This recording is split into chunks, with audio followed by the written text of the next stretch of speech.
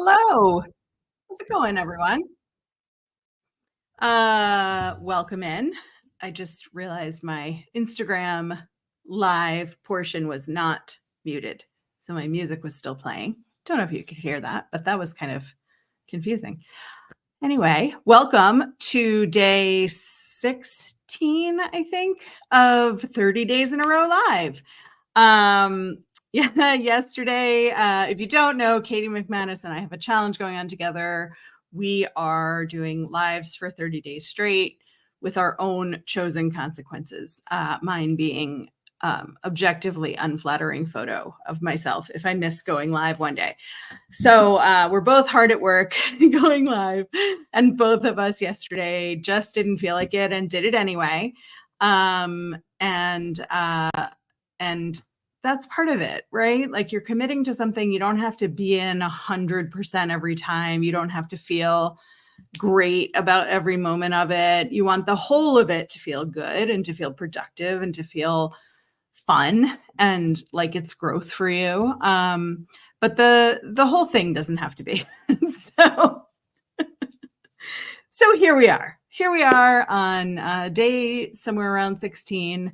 And today we're going to talk about part 3 of my little mini series within this series of how to find, interview, and pick a coach. And we're going to talk about how to make that final decision of hiring a coach and how to get ready to be coached, because it is something to come from a place where you've been counting on only you. You're the only one who can help you. You're the only one who can make things happen, to actually allowing somebody with a professional background in helping people get out of their own way, like come into your life and really come like deeply into your life. So let's talk about that. So you've done your due diligence. You've looked around, you found people on LinkedIn or through referrals or word of mouth, or you've Googled or whatever it is that you've done. You've decided if you want to be in a group or if you want to be one-on-one.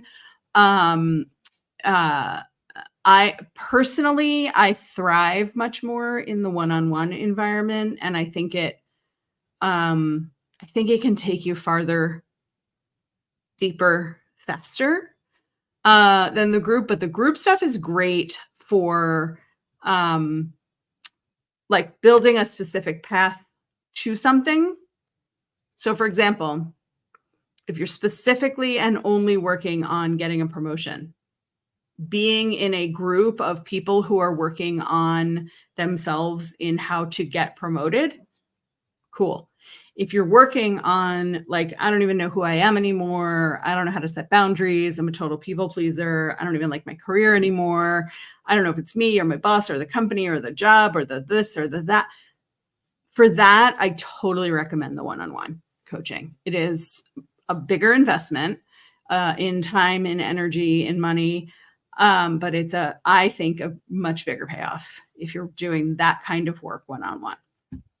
I feel that way about group therapy versus individual therapy too. And therapy and coaching are different, but I feel that way about both, that I think you can benefit from either way. But I think the deeper work comes from the one-on-one work. So let's talk about like making your final decision, picking your coach. There are a few things that I would tell you to think about. Thing one is, what does it feel like for you when you're on a call with this person? What has their response been? If you had questions during the process of choosing a coach, what were their responses like when you asked them questions during whatever strategy or discovery call you were doing with them? What is your gut feeling? Because that matters. How comfortable are you coming into a room, a Zoom room or a physical room with this person, and saying all of the things? Saying, I think I really effed up today, or I feel stupid because my boss said this to me. It's important for you to feel like the coach that you're going to be hiring knows things a step or several steps ahead of where you are, that they've worked with people who are like you, that they can give you examples of the kinds of clients that they've worked with who have had similar, if not the same kinds of experiences as you, that their specialty is who you are, right? So I specifically, for example, work with boundaries and burnout and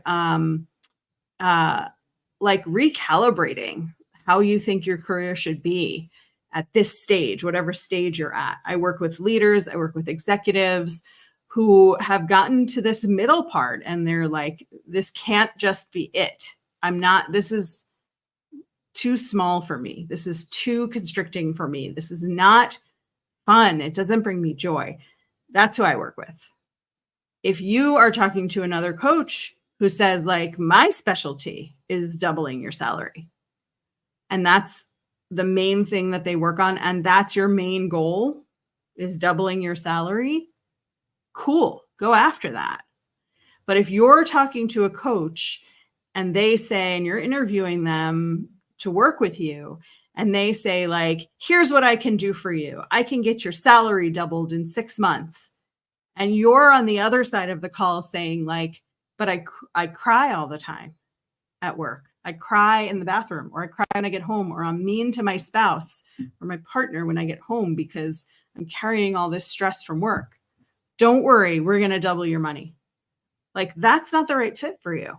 So really think about, as you learn about different coaches and as you talk to different coaches, or you can also just choose, right? Like, you can talk to somebody and feel that connection with them and choose. That's how it was for me. I had never even considered hiring a coach. And then I talked to this one coach. We had one conversation and I said, can I hire you? And that's not typically how I am. I am typically the type of person who interviews, researches and interviews 3, 4, 5, 6 people places. And then I'm sure. And then I make my decision. And it's not because I'm wishy-washy. It's because I'm a researcher and I want to make sure that I'm getting the right fit for me.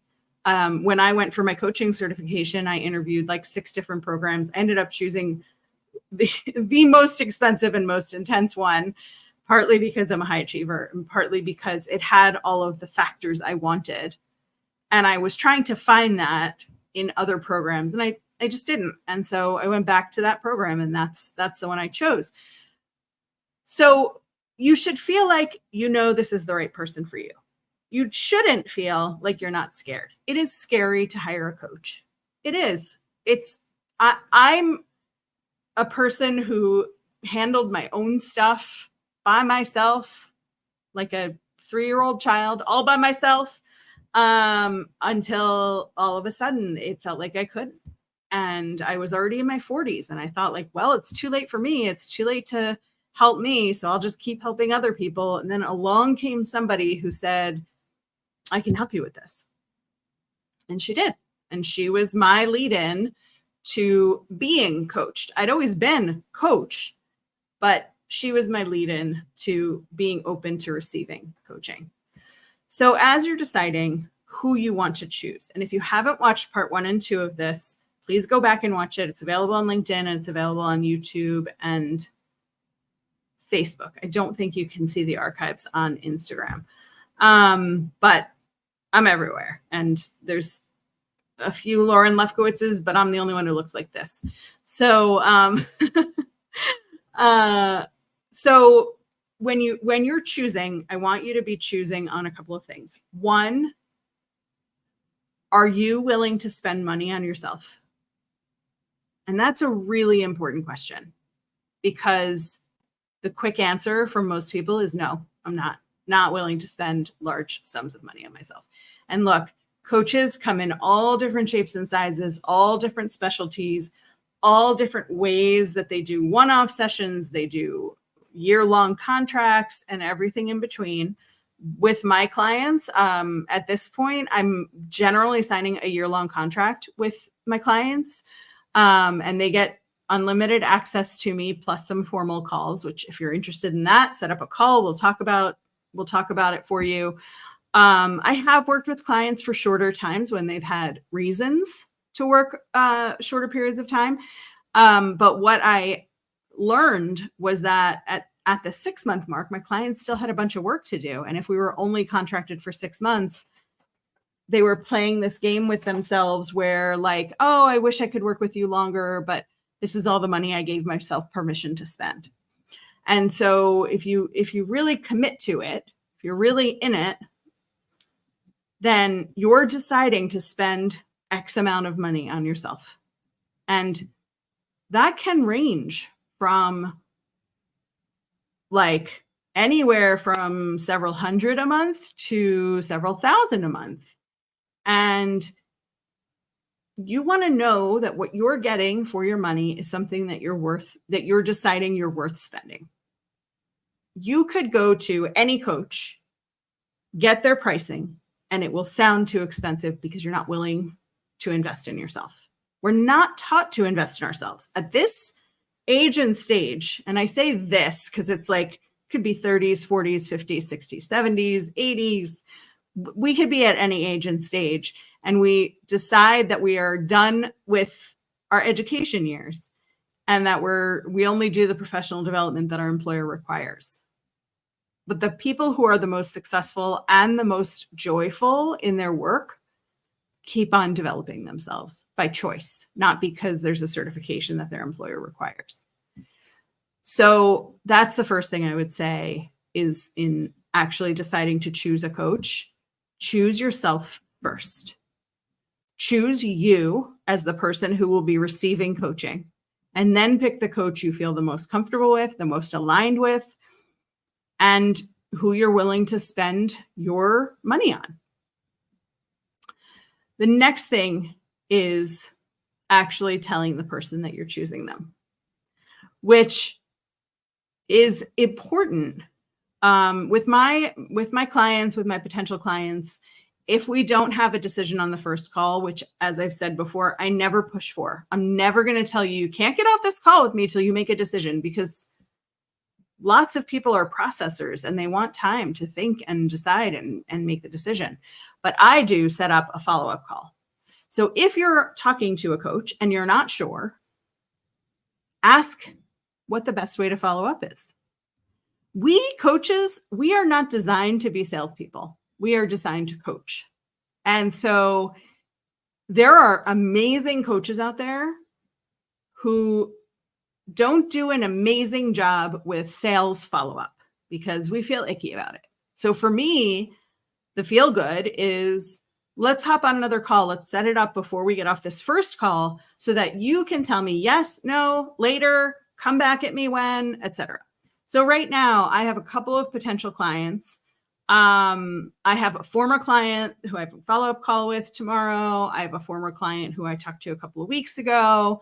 I have a potential client who said, I just got a job offer and I didn't necessarily expect it. I knew I was in the running, but I didn't know if I was going to get it. And now I want to start that job before I start working with you. So let's talk in August. So she's on my calendar for August. So, I am always willing to have a follow-up and have a check-in and see how things are going and see if now is the time. And I don't get offended if it's still no, because you're choosing for yourself what is right.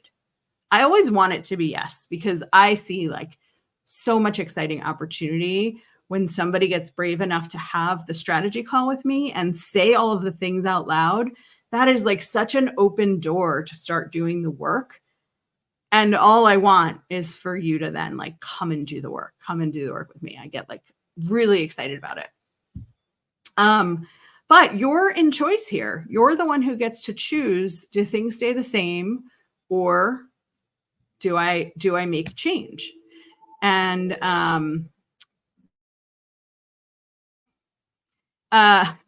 just had a little alarm set there to make sure that I went live. And so you want to make sure that you're making the decision like solidly. Okay. So that's step 5 is make the decision, choose the coach, choose you, do it. I have never told anybody that they shouldn't do coaching. I've sometimes told people they shouldn't do it with me because we're not aligned.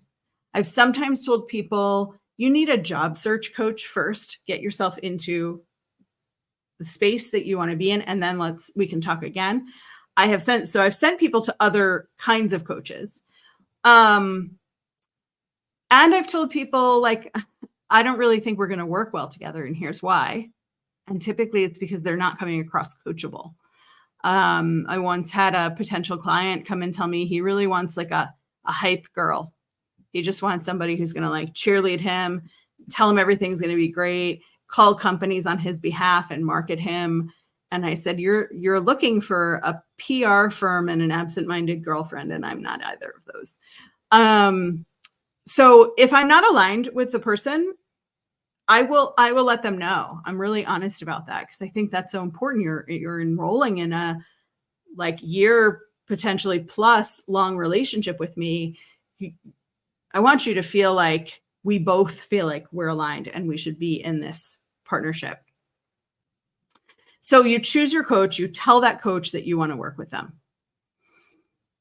If you get any ick feelings, if you're getting like constant follow-up, hey, have you made a decision? Hey, have you thought of it? Hey, time's running out. Hey, my prices are going to go up. Hey, this, hey, that. Where are you in this? Like that to me is more about the coach than it is about you. So your potential coach, I think, should be asking you, how would you like to stay in touch? I always say, I would like to set up a follow-up call with you so that you have the opportunity to make a decision. You have a deadline in your mind. That is the next time we talk. We schedule that out.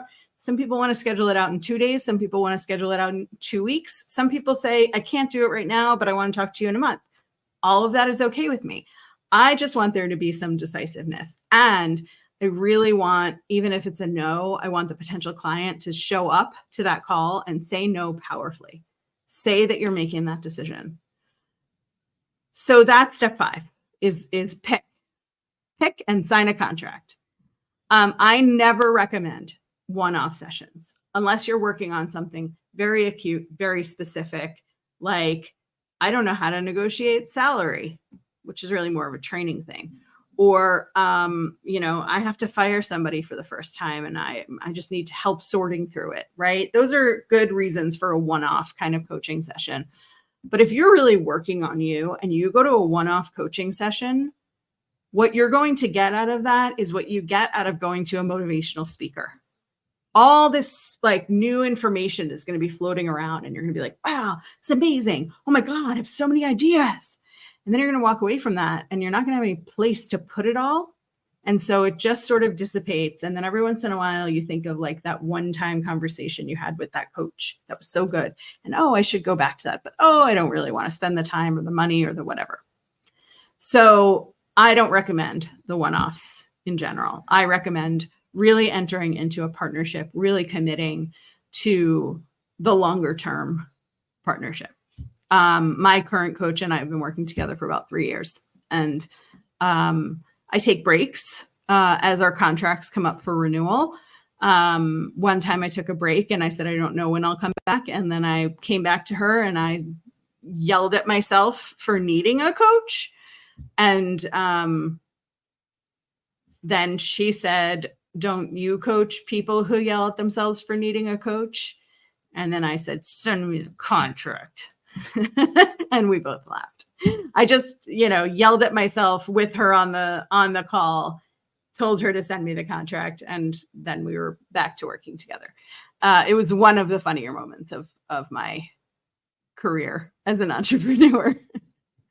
So then there's step 6 is you getting ready to be coached.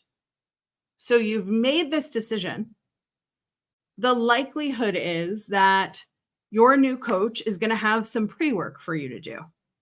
In my case, I do a questionnaire that's probably takes my clients somewhere between 45 minutes and 2 hours. I tell them not to do it all in one sitting.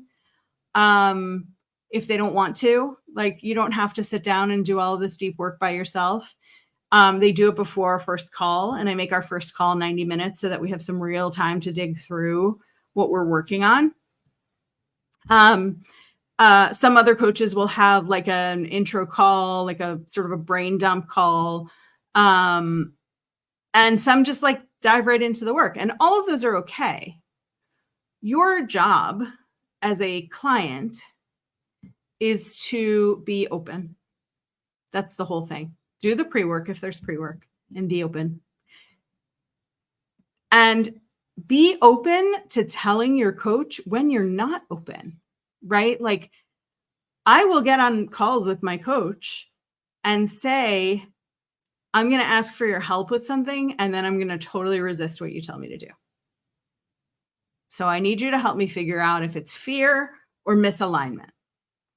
Or one of the things I do with my clients is that we start every call, unless there's like an extenuating circumstance, we generally start every call with celebrations. What are you celebrating? Because as high achievers, as leaders, as executives, we forget to celebrate ourselves.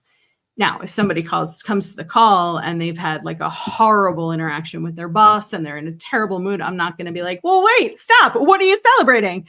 Because that's insensitive. But generally, we start with celebrations. And I went back to my coach and I said, I need to start our calls with celebrations because I forget to celebrate what I'm accomplishing. And so now we start our calls with celebrations. And I don't know that she does that with everybody. She didn't used to do it with me until I asked for it. So be as open as you can with your new coach in telling them, I'm feeling really resistant to this. I don't really want to talk about this. And allow your coach to say, do you want to talk about why you don't want to talk about this? Or do you want to just take it off the table? As the client, you are in control of what you share with your coach. Now, the more you share, the more you can share, the more you're willing to share, the more work you can do in a multitude of different areas. But you don't have to want to share everything. You don't have to want to bring up everything. You get to decide what you want to work on. You get to decide what you want to be in the middle of and what you want to put off for later. There have been times when I've said to my coach, I will want to talk about this someday, but not now. And so it goes on the back burner. But like now we both know that that's a thing that we want to be involved in at some point down the line. There are some things that I didn't feel like I could talk to one coach about that I then felt like I could talk to a different coach about. And that's, in part the people I was working with, and in part sort of peeling the layers of the onion of who and how we are and getting to levels that I could work at that I couldn't originally because I hadn't done any of the work. And so all of it felt overwhelming. So step 6 is really like, just get ready to be open and receptive. You don't have to have the answers. Do not come fully prepared with everything you need to do. Because A, you're probably wrong. You're probably making stuff up to have like preparedness coming into the room. And 2, if you come in with all of the steps, it makes you a little bit less open to the coach that you're working with. If they redirect you, if they ask you some questions that lead you down a different path, are you now going to be irritated or put off or resistant because you thought you had all the answers? The whole thing about this is allowing yourself to be coached is to come in without all of the answers. That's it.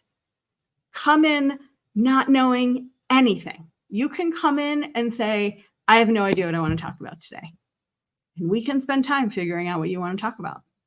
You can come in and say, I'm furious and I don't know why. And we can spend time exploring that. You don't have to come in with a heartily crafted request for your coaching session and an outcome that you want at the end of the session. You just come in as you and we'll figure it out together. It's all a practice. Learning how to be coached is a practice. Learning how to receive support from somebody is a practice. So the other thing and the last thing is cut yourself some slack. You're not going to be good at this right away. You just won't. And that's okay. And if you cry hysterically in your first session, cool. If you're pretty closed off in your first session, cool. If you just like spout out information in your first session because you don't know what to say and you feel like you need to fill the space, do that. We're here for all of it. A good coach is here for all of that. And a good coach will allow you to say all the things and then allow you to find your way to be open in the space of a coaching partnership. That's the end of my 3-part series, but not the end of my daily lives because I've still got 14 or so days to go. So if you want to talk about any of this, send me a DM, set up a time on my calendar, comment on this post, let me know. And if there are any topics that you want me to talk about over the next couple of weeks, just shoot me a message and let me know, or comment here. And I am happy to bring up any topic that I feel like I can talk about. Have an amazing evening, and I will see you all tomorrow.